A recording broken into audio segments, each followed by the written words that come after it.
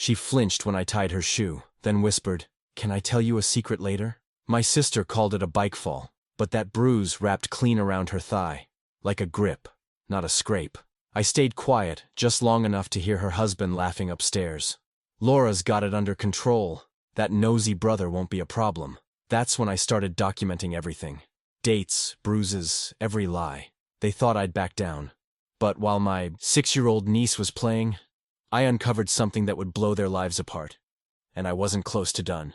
My name is David Mercer, and I'm 45 years old. Every Saturday morning, I'm at my sister Laura's house, fixing cabinets or checking appliances while my niece Emily plays nearby. The morning light cuts through steam rising from my coffee cup as Emily, my precious 9-year-old niece, stacks wooden blocks on the kitchen floor. Her father, Rick, my brother-in-law of 11 years, keeps making those comments about tough love that never sit right. My sister Laura pretends not to notice the tension. 20 years in project management taught me to document everything. Each conversation, every odd mark, all those subtle shifts in Emily's smile. Now watching a dark bruise peek from beneath Emily's shorts while she reaches for another block. My throat tightens. But let me start from the beginning. The morning light caught something dark on Emily's leg as she reached for another block. At first, I thought it was a shadow, but when she shifted, the mark stayed put. An ugly purple bruise wrapping around her thigh like a twisted bracelet. "Hey, sweetheart." I kept my voice casual, the way you do when you don't want to spook a nervous cat. "That's quite a bump you've got there. What happened?" Emily's fingers froze on the block she was about to place. Just for a second, but long enough for me to notice. You know how kids get when they're working out what to say? That little pause told me plenty. Before she could answer, Laura turned from the counter, dusting flour off her hands. "Oh, she took a tumble off her bike yesterday. You know how clumsy she can be at this age." She laughed, but it didn't quite reach her eyes. "Speaking of yesterday, David, I'm trying that pot roast recipe you mentioned.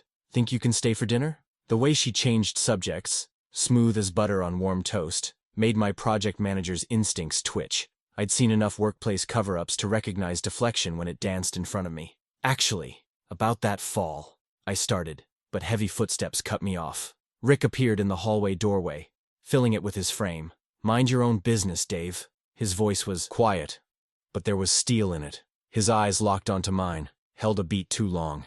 "Some people might think you're getting a little too invested in other folks' parenting. Have you ever felt the temperature drop in a room without the thermostat moving?"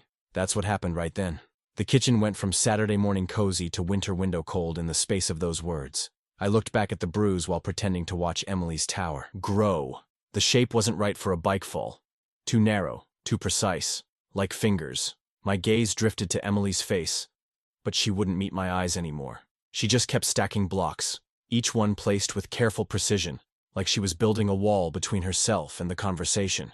The kitchen filled with normal weekend noise. Laura chopping vegetables, Rick clicking through channels on his phone, Emily humming softly to herself. But underneath it all, I was taking mental notes. Date, time, location of the bruise, the slight hitch in Emily's walk when she shifted position, the way Laura's hands shook just a little as she worked. "Maybe we should have a doctor take a look," I suggested, keeping my voice low.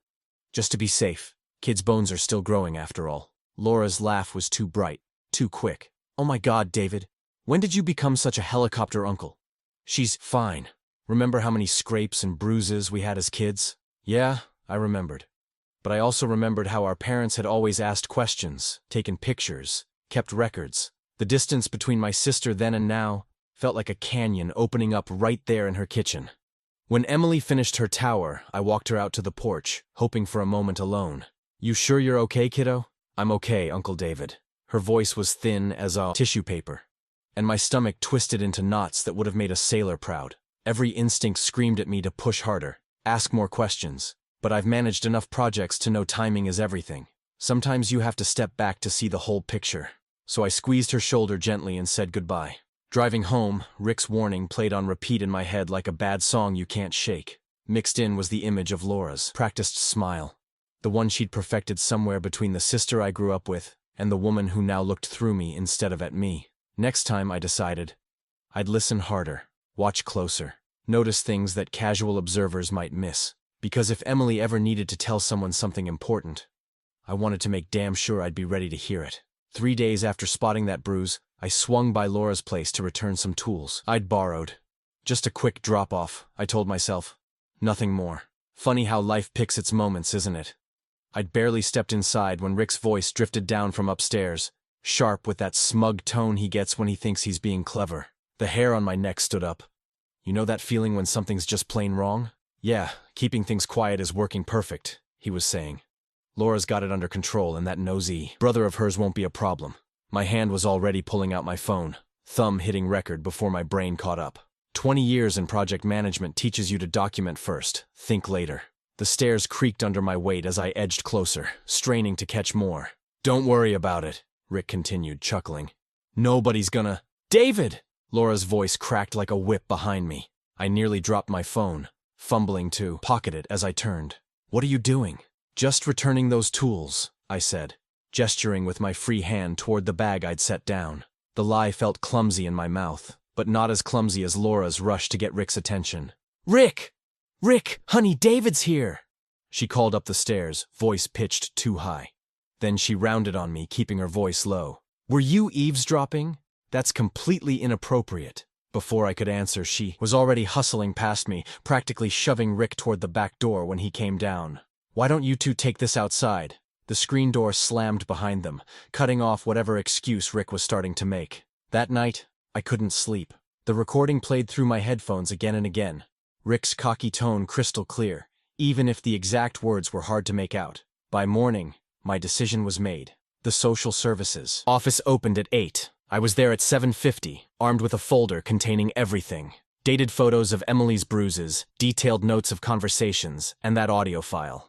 The intake worker's face stayed professionally blank as she took my statement, but her pen moved faster when I mentioned the recording. You ever notice how hope feels heaviest right before it breaks? For 2 days, I actually believed something would happen. Then the call came. Mr. Mercer, the caseworker said, her voice dripping with that special kind of bureaucratic sympathy. We've completed our initial investigation, including an interview with your sister. My chest tightened. And she expressed concerns about your involvement. She suggested you might be having difficulty processing your own childless status, perhaps projecting— That's ridiculous, I cut in. But the burn in my chest told me it was already over. We're marking this case as unsubstantiated, she continued smoothly. There's insufficient evidence to warrant further investigation. That evening, my parents called. Mom's voice wavered between worry and warning. David, honey, you need to let this go. Creating drama won't help anyone. Drama? The word tasted bitter. You think that's what this is? Just be patient, Dad chimed in. These things have a way of working themselves out. The next afternoon, I drove to Emily's school. I knew Laura wouldn't like it, but I had to see for myself that Emily was okay. The pickup line crawled forward until I spotted them. Laura standing at the curb, Emily trailing behind her. Laura's smile was stadium bright when she saw me. David, what a surprise. She waved, but her body shifted, subtly placing herself between me and Emily. We were just heading home. Uncle. David! Emily ducked around her mother, dropping her backpack. My shoes untied. I knelt down, grateful for the excuse to get closer. As I worked on her laces, Emily leaned in close, her voice barely a whisper. Uncle, can I tell you a secret later? The ground seemed to tilt beneath my knees. All the air went out of the world for a moment, but I kept my fingers steady on those laces. Had to. For her. The children's section of our local library always smelled like crayons and hope. I'd picked the spot carefully, public enough to feel safe, quiet enough for secrets. Emily found me between the picture books, her backpack still heavy with school. Hey, kiddo. I kept my voice gentle as she settled cross-legged on the rainbow reading rug. Thanks for meeting your old uncle here. She traced the carpet's pattern with one finger, not looking up. Mom thinks I'm at chess club. The lie twisted in my gut, but I nodded. Sometimes safety needs its own kind of secrets. Remember what you wanted to tell me yesterday? You know that moment when the world holds its breath? When you can feel truth gathering like storm clouds? That's what it felt like watching Emily curl in on herself, making her already small frame even tinier. Rick gets mad, she whispered, still focused on the carpet. When I'm bad, my hands clenched, but I forced them to relax. What happens when he gets mad? He grabs me, really hard. Her voice dropped even lower. Sometimes he shakes me until I say sorry. The fluorescent lights buzzed overhead while I counted breaths. keeping my face calm despite the rage building behind my ribs. Does your mom know? Emily shrugged, a gesture too heavy for 8-year-old shoulders. She says I need to behave better. Emily, look at me. I waited until her eyes met mine. This isn't your fault, none of it. And I promise you, I'm going to make it stop. Later that evening, I pulled into Laura's driveway just as the sun was setting. Rick's truck sat there like a warning, but I was done playing nice. The porch light clicked on as I approached, throwing harsh shadows across the lawn. Rick stepped out first, screen door banging behind him. Well, if it isn't the concerned uncle. His laugh carried the sharp edge of bourbon. Come to save the day? We need to talk about Emily. I planted my feet, keeping my voice steady. No, we really don't. He closed the distance between us, breath sour with alcohol. What we need is for you to mind your own damn business before you regret it. Are you threatening me? I'm warning you. His smile turned ugly. Start spreading lies about me, and I'll bury you in legal fees so deep, you'll never see daylight. Slander's expensive, David. You ready for that fight? Laura appeared then, wedging herself between us. David, you need to leave. Now. Laura, please. Get off my property. Her voice cracked like thin ice. Don't make me call the police. Back in my truck, hands shaking, I pulled out my notebook and wrote everything down while it was fresh.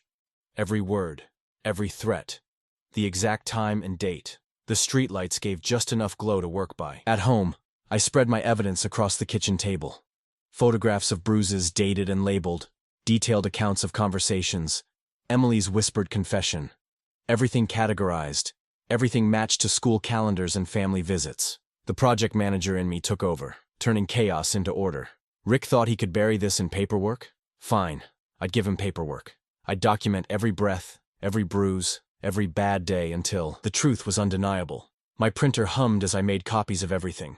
One set for my lawyer, one for my safe deposit box, one for that friend on the police force who still owed me a favor. Looking at it all laid out, I realized something important. Emotion wouldn't win this fight. Rick had money and lawyers, and Laura's blind loyalty. But facts? Facts were harder to shake off. Facts didn't care about family dinners or childhood memories or the way Laura used to braid Emily's hair on Sunday mornings. I closed the journal, adding it to the growing pile of evidence. Rick's threats echoed in my head as I sealed the manila envelopes. He thought he could scare me quiet with legal threats and drunken warnings, but he'd forgotten something crucial. I had nothing left to lose, except Emily's trust. The question wasn't how far Rick would go to bury this anymore. The question was, how far would I go to dig it up? You know what's worse than cold coffee? Watching your parents pick at blueberry pancakes while they beg you to let things settle down. The vinyl booth at Jerry's Diner squeaked every time Dad shifted his weight, which was often. Mom kept rearranging her silverware. Like proper fork alignment might somehow fix our family. David, honey, Mom started, her voice taking on that tone she used when I was 10 and insisted on wearing my Superman cape to school. We know you mean well, but mean well? The words came out sharper than I intended. Have you seen the bruises? Dad's fork clinked against his plate. Kids get bruises, son. Remember how many you came home with? Not like these. I pulled out my phone, started scrolling through photos. Look at the pattern.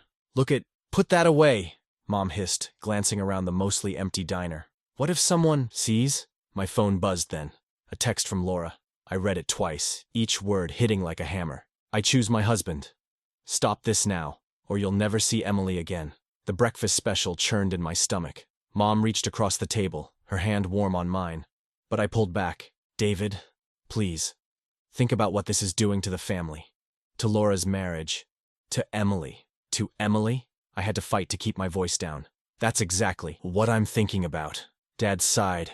That heavy exhale that always meant disappointment was coming. Son?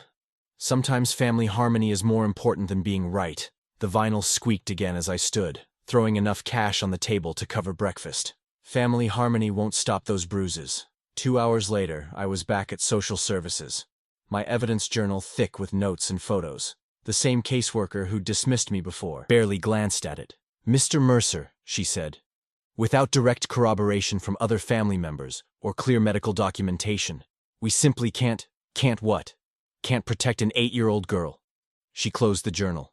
We understand your concerns, but no, you don't.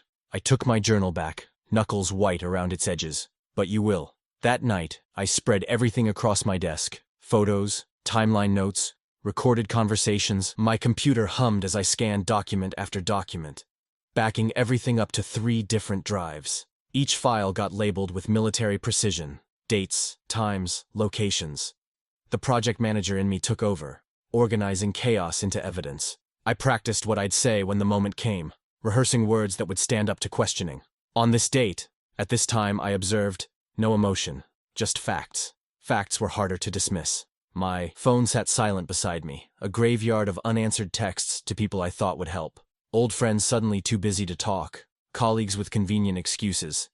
Even my college roommate Mark, now a school counselor, hadn't returned my calls. Around midnight, I started a new document: evidence requirements. Line by line, I listed what I'd need to make this stick: medical records, witness statements, video if possible, documentation of every bruise, every flinch, every time Emily went quiet when Rick entered a room. I mapped out safe places where Emily could talk: the library, the park, anywhere neutral ground might loosen her fear, places with cameras, with witnesses, with escape routes if needed. By 2 a.m., I was sitting in my truck outside Laura's house, engine off, watching shadows move behind curtains. I counted door slams, 3 in 20 minutes, and matched them to Emily's bedroom light flicking on and off.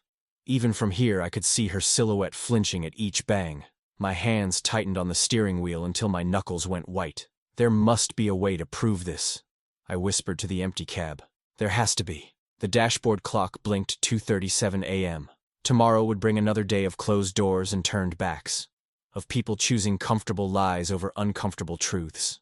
I stared at those glowing numbers and wondered who, if anyone, would stand with me when morning came. My phone buzzed at 5 a.m. I almost ignored it, thinking it was another family message telling me to back off. But the name made me sit up straight. Mark Thompson. Track. 6 a.m. Same spot as high school. 20 years ago, we'd meet there before classes to run laps and talk life. Now he was a school counselor with 15 years of experience. I hadn't heard from him in weeks. Figured he was dodging me like everyone else. The morning air bit sharp as I pulled into the parking lot. Mark was already there, leaning against the chain-link fence, 2 coffee cups in hand. He looked older than I remembered, more gray in his beard, deeper lines around his eyes. "You look like hell," he said, handing me a cup. "Yeah, well." I took a sip. Still remembered how I liked it. Black. 2 sugars. "Walk with me." We made our way to the track, gravel crunching under our feet. The rising sun painted everything in shades of purple and orange, just like those mornings 2 decades ago. "I got your messages," Mark said. "All of them. Needed time to think this through properly. Everyone else seems to think pretty quick when it comes to shutting me down. That's because they're reacting. We need to be strategic." He stopped at the starting line, turned to face me. "Tell me everything. Not the emotional parts. The facts, times, dates, specific incidents." For 15 minutes, I laid it all out. The bruises, the phone call, Emily's whispered confession, Rick's threats, the failed attempts with social services. Mark listened without interruption. No performative nods or sympathetic sounds. Just absorbed every detail. "Okay," he said finally. "Here's what you need to understand about mandated reporting and evidence thresholds." He broke it down like the teacher he was. Explained how suspicion wasn't enough. We needed documented patterns. How timing mattered as much as content. How Emily's words needed to be her own, not responses to leading questions. "You're building a case," he said, "not just raising concerns. Every photo needs a date stamp. Every conversation needs context. Medical observations carry more weight than family ones. And most importantly, you need to let Emily tell her story without pushing." My shoulders relaxed for the first time in weeks. Here, finally, was someone who understood both the urgency and the need for precision. "I can coach you through this," Mark continued, "but you have to follow the playbook exactly. No confrontations with Rick, that just hands him power. No emotional appeals to Laura, she's too deep in denial. We document, we build the case, we time it right.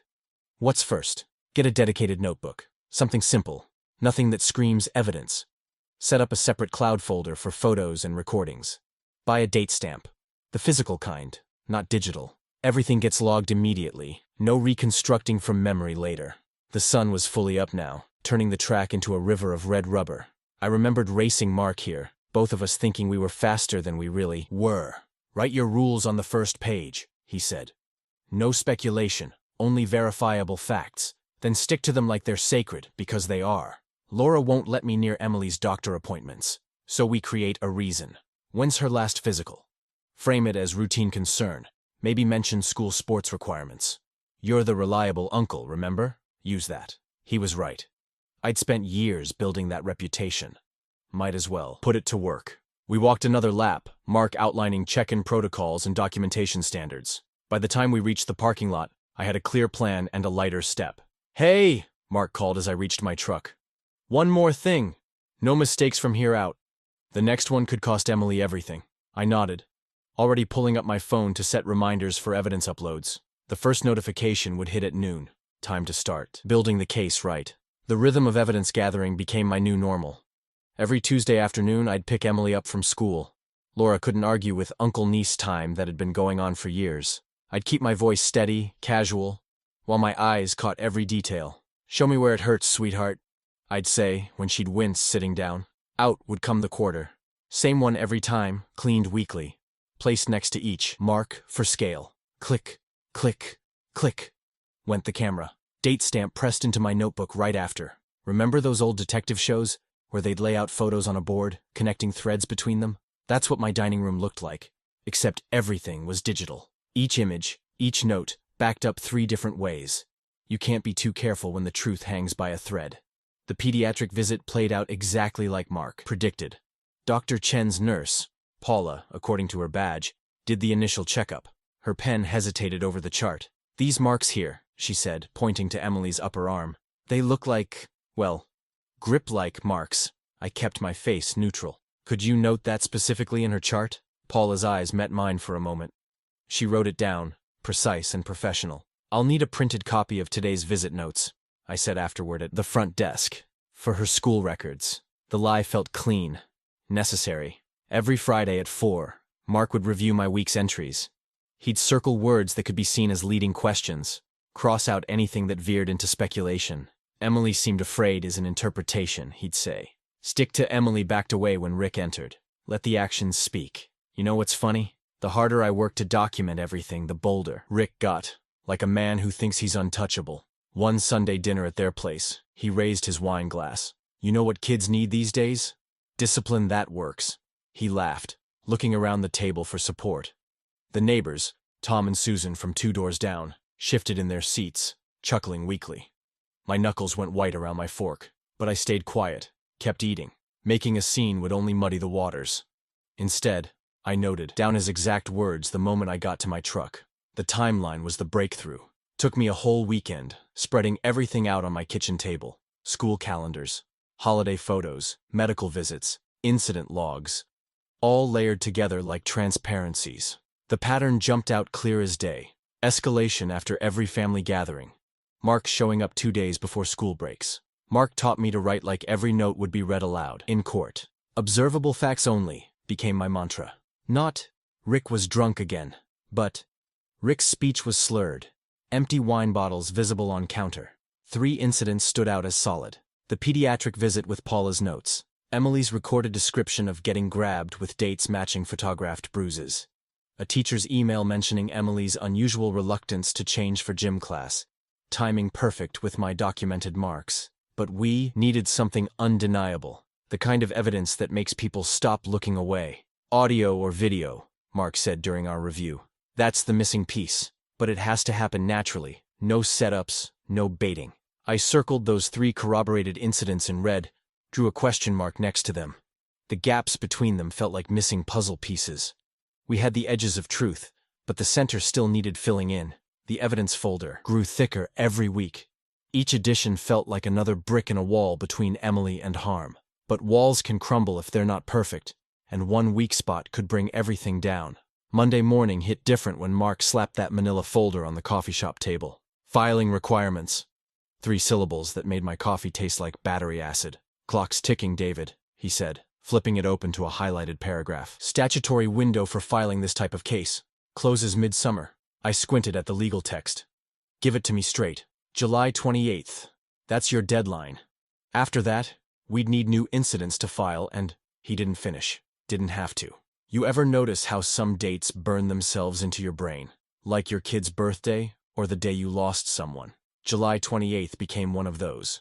A finish line I couldn't afford to miss. First thing I did when I got home was print out one of those oversized wall calendars. You know the type.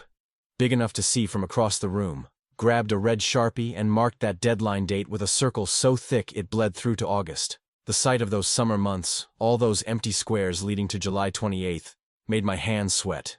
Caught myself counting backwards, breaking down what we still needed. 3 more solid corroborating statements, and, the big one, Rick's own words catching up to him. My phone buzzed.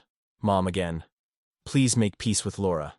Family shouldn't fight. I'd gotten good at measured responses. Working to ensure Emily's safety. Will keep you informed. Professional. Detached. The kind of text that wouldn't come back to haunt me later. Something must have tipped Rick off about the pressure building. Guy started laying it on thick whenever others were around. Brother! He'd call out if he spotted me while walking his dog. All smiles and backslaps in front of the neighbors, like we were best buddies sharing some private joke. Hey there, family! The words dripped like corn syrup gone bad. I documented every interaction. Mark taught me that behavior shifts matter. They tell a story all their own. So I logged the dates, the witnesses present, the exact phrases used. Even noted down what time of day these performances happened. Sitting at my kitchen table that night, staring at that red circle on July 28th, I counted the weeks we had left. Not many. We needed Rick comfortable. Needed him in a setting where he might let that mask slip just enough. Then the neighborhood Facebook group lit up. Annual summer barbecue, hosted by the Wilsons, this Saturday at 4 p.m. Every year, same deal. Folks bringing dishes, kids running through sprinklers, and plenty of drinks flowing.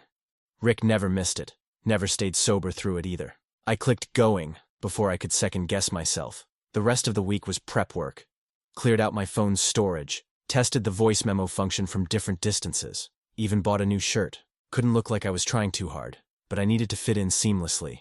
Every morning, that calendar stared at me while I made coffee. I added one word under Saturday's date. Proof. Simple as that. No elaborate plans, no schemes, just being ready when opportunity knocked. Mark approved the approach during our Thursday check-in. Public setting is smart, he said. Multiple witnesses, people's guards down. Just don't push it. I know, I told him. Let Rick do the work. He nodded, then tapped the folder again. Remember the deadline. Whatever we get has to be clean enough to file by then. Back home, I stood in front of that calendar again. 6 weeks left to gather what we needed. 6 weeks to make sure Emily never had to whisper secrets about bruises again. The word proof looked back at me. A promise written in black ink. Saturday was coming, and with it, maybe our chance to fill in those missing pieces. Wednesday night, the phone rang just as the sun was dipping behind Mrs. Peterson's oak tree. That golden hour light usually calmed me. But Mom's voice shattered any peace I might have found. David, please. This has to stop before you tear the whole family apart. I sank onto my front porch step, concrete still warm from the afternoon heat. You know that feeling when your chest gets tight and your throat closes up? That's where I was. Your father and I... Mom's voice cracked. We can't handle much more of this. Laura's barely speaking to us. Rick's threatening legal action against everyone. Just, please, for all our sakes. The worst part? For a moment, just 1 week moment, I almost gave in. Almost convinced myself that maybe I was seeing things that weren't there. That's what doubt does to you, right? Sneaks in when you're tired and makes you question everything you know is true. I rubbed my face, feeling every one of my 45 years. Mom, My cell buzzed. Mark calling. Hold on, Mom. I need to take this. Switching calls felt like grabbing a lifeline. Mark didn't waste time with pleasantries. You good? Your mom just called me too. I don't know, man. Maybe they're right. Maybe I'm... Stop. Mark's voice had that counselor steel in it. Picture Emily sitting alone in her room right now. Picture her wondering why the one person who noticed just gave up. That what you want? The sun disappeared completely then, taking my doubts with it. No, hell no. Good. Because we're too close to fold now. Saturday's coming. You ready? I stood up straighter. Yeah, I'm ready. When Saturday rolled around, I showed up at the Wilsons an hour early. Kept my hands busy helping set up folding tables, arranging coolers, all that neighborhood barbecue stuff that makes you look helpful instead of watchful. People started trickling in around 4. Rick hit the beer cooler straight away, while Laura worked overtime playing the perfect hostess. Her laugh carried across the yard, too sharp and bright every time Rick cracked one of his stupid jokes. I kept my movements casual, Phone in my pocket but ready. Shot some regular party footage. You know, kids running through sprinklers, Dave Wilson manning the grill. Nothing obvious. Just building the scene. Like Mark taught me. Great party, isn't it? I'd say, panning across groups of neighbors. Recording. Waiting. Rick was 4 beers in when it happened. Emily was over by the dessert table, and Mrs. Wilson asked her to help carry some empty plates to the kitchen. I'm playing with Sarah right now, Emily said. Just a normal kid response, right? Rick's head snapped up like someone had yanked a chain. What did you just say? The whole yard got quiet in that way crowds do when they sense something wrong. Laura froze, mid-conversation. Emily! Rick's voice boomed across the yard. Get over here right now! I didn't have to reach for my phone. It was already recording. You think you can just… Rick stumbled forward, beer sloshing. You think you can disrespect adults like that? This is exactly why you need discipline. This is exactly why I have to keep you in line, you little brat. Around me, I heard the distinctive clicks of other phones coming out. Mrs. Peterson. Tom from 3 doors down. Even Dave Wilson stopped flipping burgers. Oh, you all think I'm the bad guy? Rick spun around, trying to focus on the crowd. You try keeping things quiet with a kid like that. You try teaching respect when nothing else works. He kept going, every word a gift to our case. Names, dates, previous disciplines. All of it tumbling out in his drunk rage, recorded from multiple angles. Across the yard, Mark stood very still, watching. Our eyes met, and he gave me a single, firm nod. We had it. Everything we needed. Gift-wrapped in Rick's own voice. I slipped my phone back into my pocket as the yard fell into complete silence. Even the sprinklers seemed to hold their breath. Only Emily's soft crying broke the quiet. Sunday morning hit different. You know that feeling when you've been carrying something heavy for so long, and suddenly there's a chance to set it down? That's where I was, sitting across from Mark at our usual coffee spot. Both of us hunched over my phone like we were studying ancient texts. Play that middle section again, Mark said, tapping his pen against his notepad. The part where he mentions keeping things quiet. I scrubbed through the recording to find the exact moment. Rick's drunken voice filled our corner of the cafe. You try keeping things quiet with a kid like that? Perfect. Mark scribbled something down. That's the money quote right there.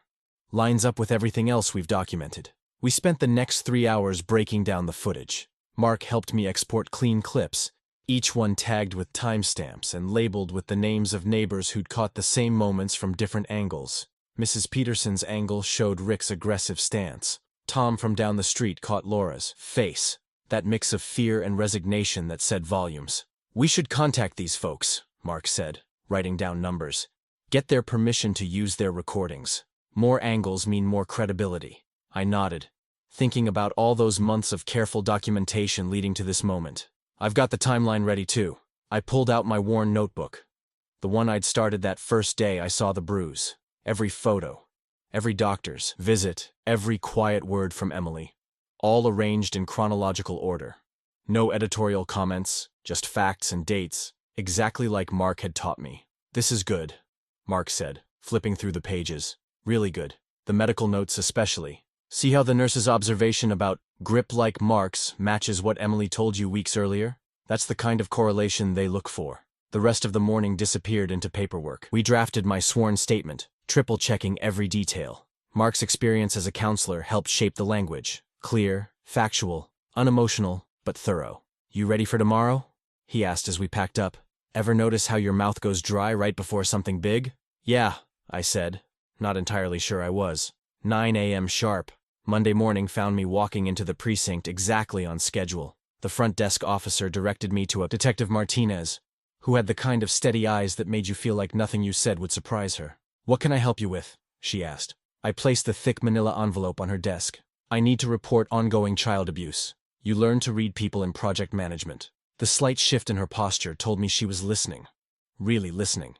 As I laid out the basics. When I mentioned the barbecue recordings, she held up a hand. Let me hear those. I watched her face as Rick's voice filled her office. Her eyebrows lifted at discipline, and she actually leaned forward at keeping things quiet. By the time the clip finished, she was already reaching for her phone. Captain, you're going to want to hear this. The room's energy changed the moment her supervisor walked in. The polite attention transformed into something sharper, more focused. They listened to the recordings again, this time taking notes. You know that feeling when you finally set down something heavy? It hit me right then, sitting in that office. For the first time in weeks, I could actually breathe. But I'd been around enough to know that intake doesn't guarantee action.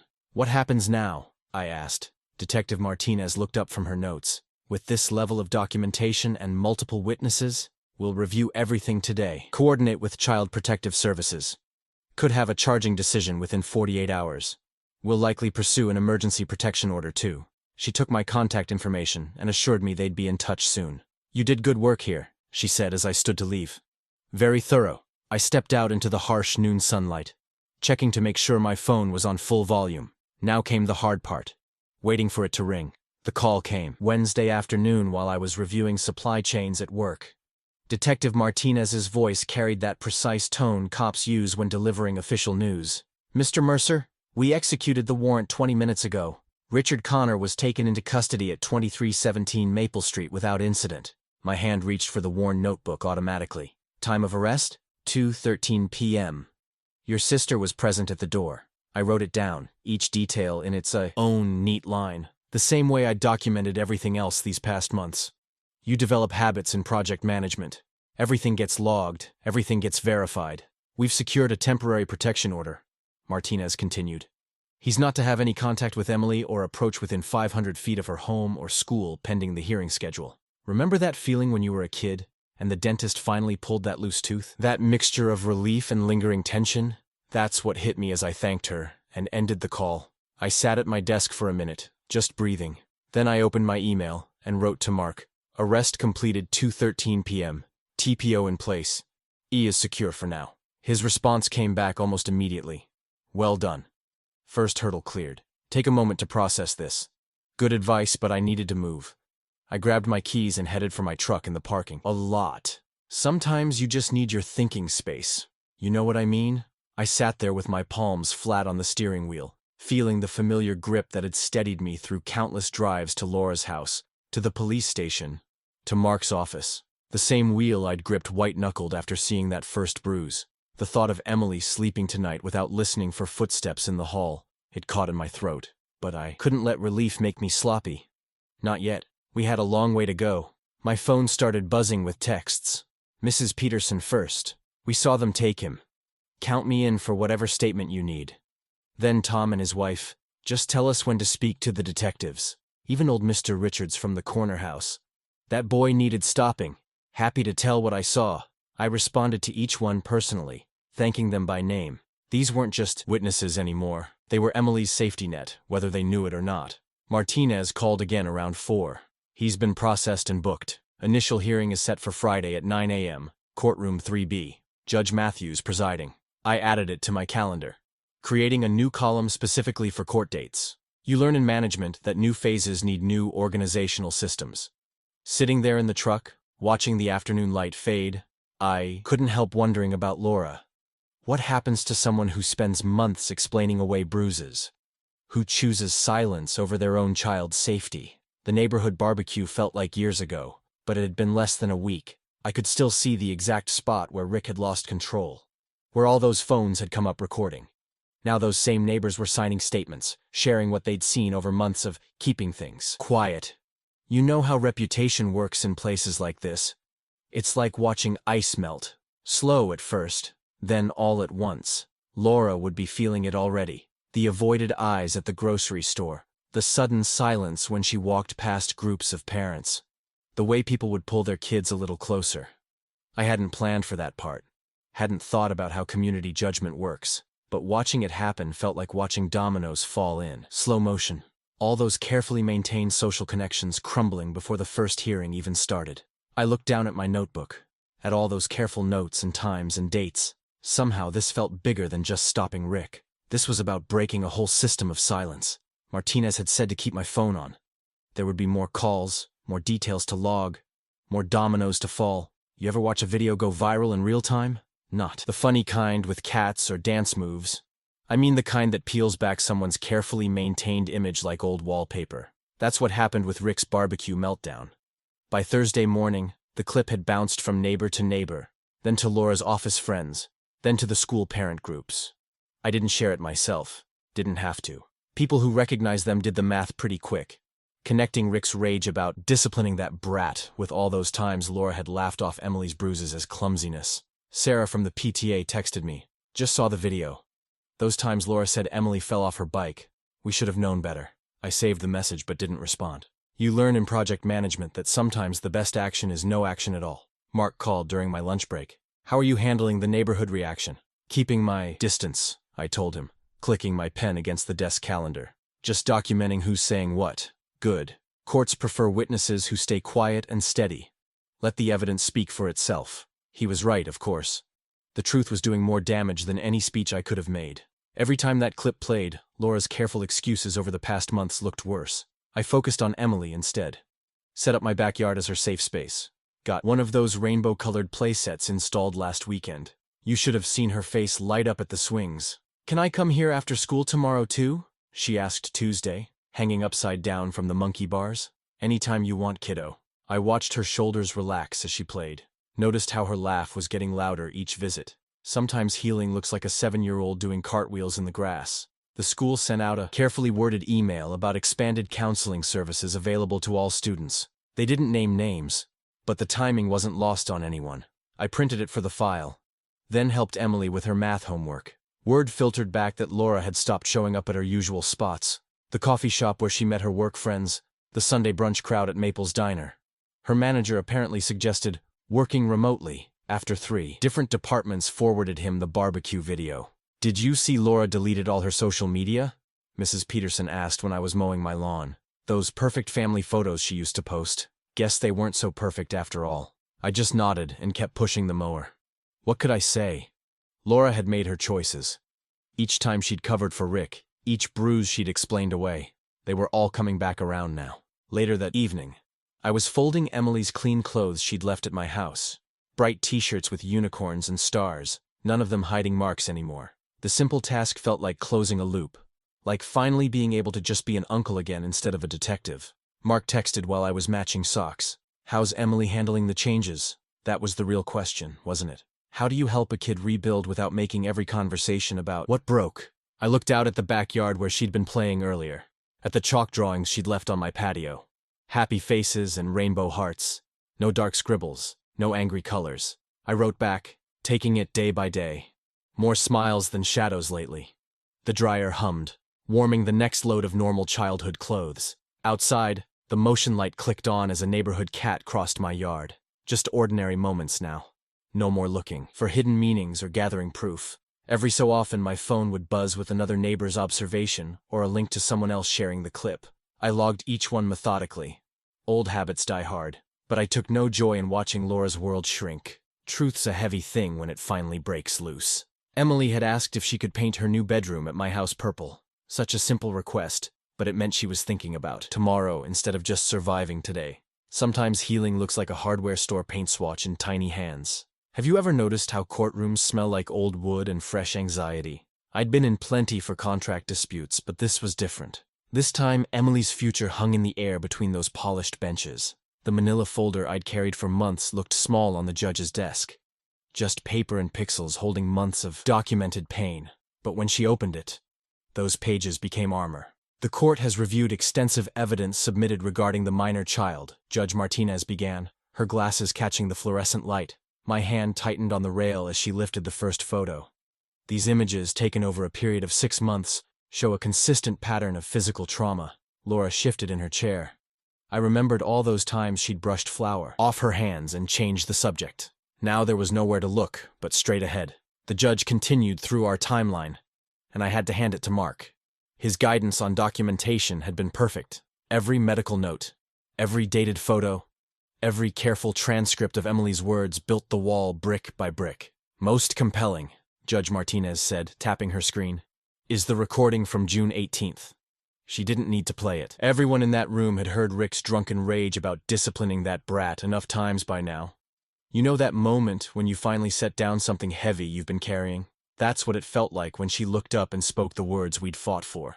The court finds clear and convincing evidence of abuse. The defendant's parental rights are hereby restricted.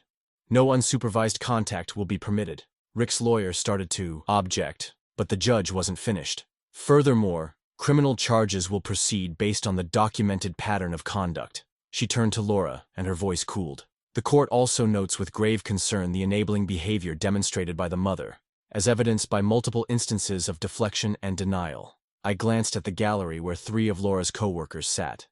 They'd come to support her, until they heard the full scope of her cover-up. Now they were already edging toward the door. The rest blurred into legal language: custody arrangements, supervision requirements, evaluation orders. I focused on Emily sitting with the court advocate, her legs swinging slightly, free from the weight of secrets. Remember that first bruise I spotted while she built with blocks? Felt like a lifetime ago. Now here we were, watching truth finally land with the crack of a gavel. Outside, summer heat hit like a wall. Emily skipped down the courthouse steps, her backpack bouncing. "Can we go to your house? You said the surprise would be ready today." "Sure can, kiddo."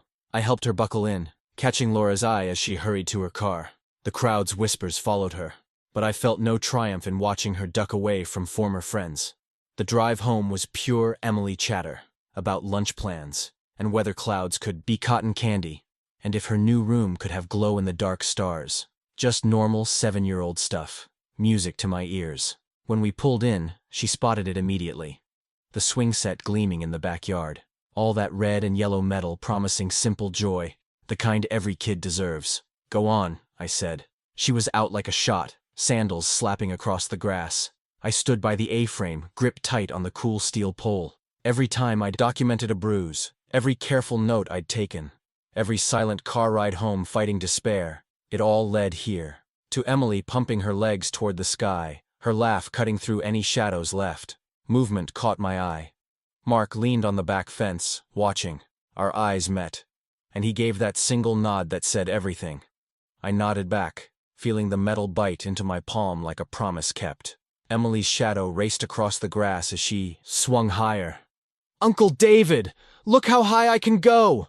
I looked, at her unguarded smile, at her shoulders free from tension, at the simple, beautiful normalcy of a kid playing in her safe place. This was how we'd rebuild, not with big gestures or long talks, but with daily unremarkable joys. With chalk drawings on the patio and popsicles on hot afternoons. With the steady rhythm of a swing set saying everything's okay now. Everything's okay. Protecting the innocent is worth every battle. Even when the war costs you family. Even when truth burns bridges. Even when doing right feels lonely.